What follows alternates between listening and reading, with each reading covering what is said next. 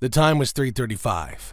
M&D was as joyful as ever until its infamous Tsunami coaster had a gruesome accident. In a heartbeat, 10 passengers, 8 of them children, were no longer riding a coaster.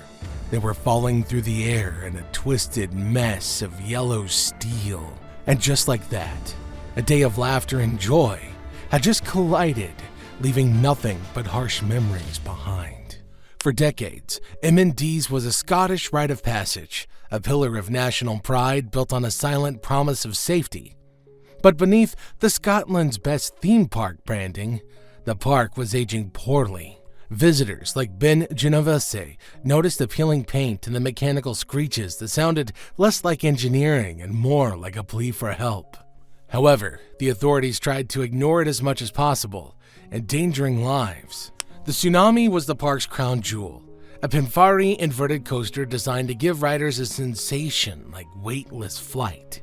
Unlike traditional coasters, where the car sits safely on the tracks, the Tsunami suspended its passengers below the track, their legs dangling in the open air. It was vulnerable, thrilling, and meant to be a controlled flirtation with danger, a safe way to touch the edge of fear and then return home safely for dinner.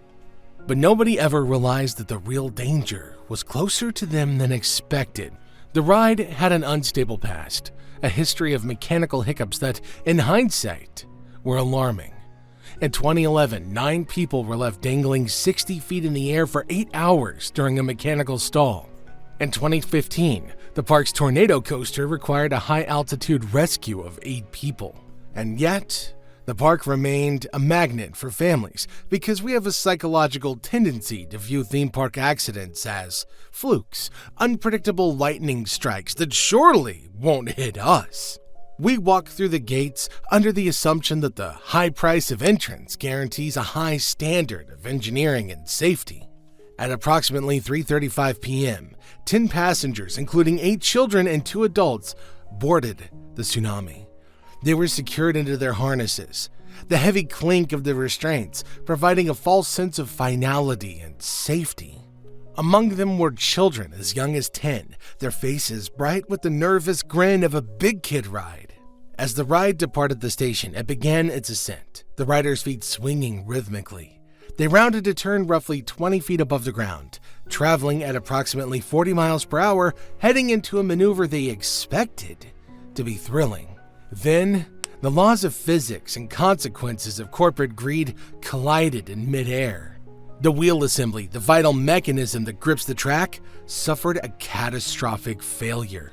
A series of axles, the very bones of the machine, just snapped.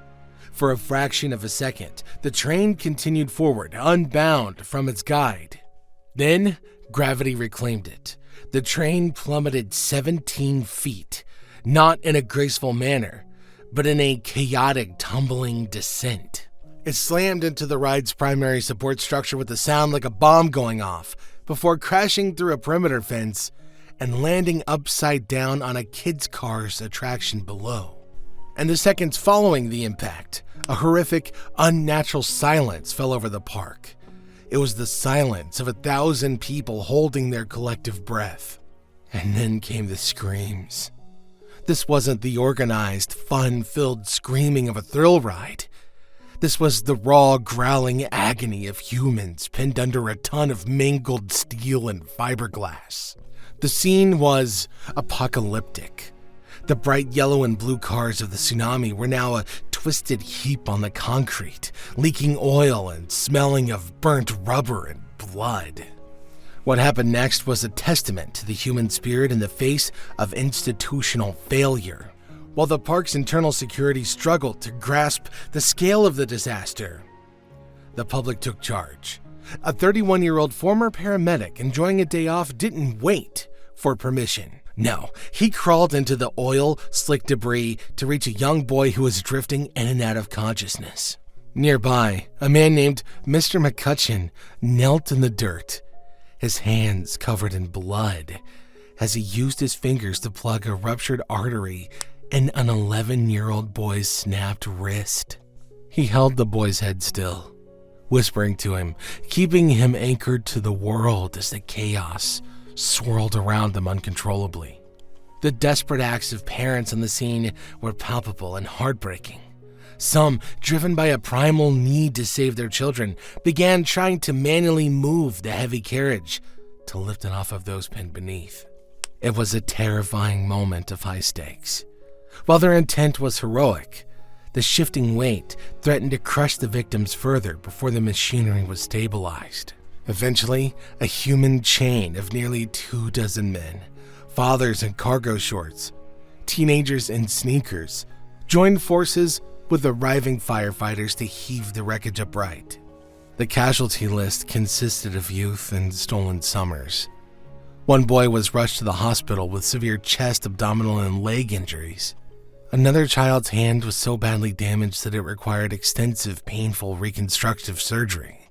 Most harrowing was the story of a young boy who was placed in a medically induced coma and attached to a ventilator. For days, his family lived in a limbo that no parent should ever endure, watching a machine breathe for their child because a roller coaster had tried to take his life. Miraculously, there were no fatalities, but the word miracle is often used to mask a lack of accountability. To the children who now wake up screaming from night terrors, or the girl who can no longer use her hand to draw, the fact that they survived isn't a miracle. It's a lifelong sentence of trauma. The physical injuries were only half the story. The psychological derailment of the witnesses was just as severe. People who had been standing just a few feet away spoke of the atmosphere as if it were a war zone. The joy of the park had been permanently polluted with the metallic taste of blood and the sight of children being carried away on stretchers. When the health and safety executive began picking through the bones of the tsunami, what they found was more horrifying than the accident itself. This wasn't a freak accident. It was an inevitability born from a series of neglect. The investigation focused on the axles of the passenger cars, where it was discovered that M&D Leisure had performed cheap weld repairs on these vital components. In a staggering display of technical incompetence, the welding metal was incompatible with the axle's metal. Out of the 10 axles on the train, 9 had been subjected to this inadequate, dangerous patch weld. The train hadn't just fallen. It had been held together by the mechanical equivalent of Scotch tape and hope. Perhaps the most damning revelation involved the safety inspections. Only 16 days before the disaster, an independent inspector had signed off on the ride, declaring it safe. That inspector was subsequently banned, but the damage was done.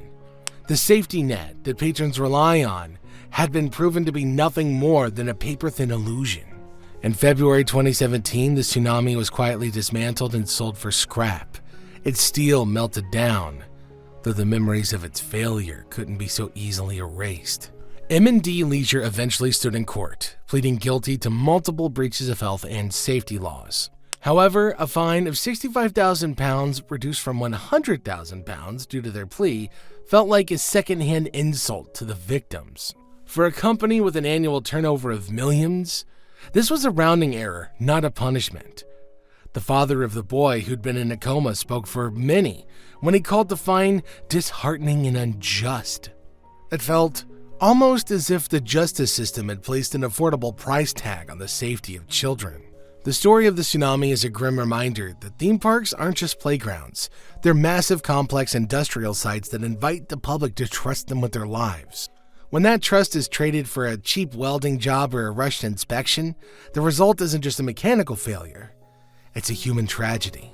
As we look back on the wreckage in Motherwell, we're forced to confront a chilling truth. The most dangerous part of a roller coaster isn't the height, the speed, or the loops. It's the invisible cracks in the metal hidden beneath a fresh coat of paint and a corporate smile. Today, M&D remains open, but the shadow of June 26th lingers over every loop and dip. The tsunami is gone, but the scars remain as a permanent monument to the day the fun stopped. It stands as a warning to every park owner across the globe. Negligence isn't just a legal term, it's the sound of metal snapping, the sight of a child in a coma, and the permanent silencing of a summer's joy. We have to demand better for the sake of every child who climbs into a seat expecting a thrill and deserves to come back down to Earth safely.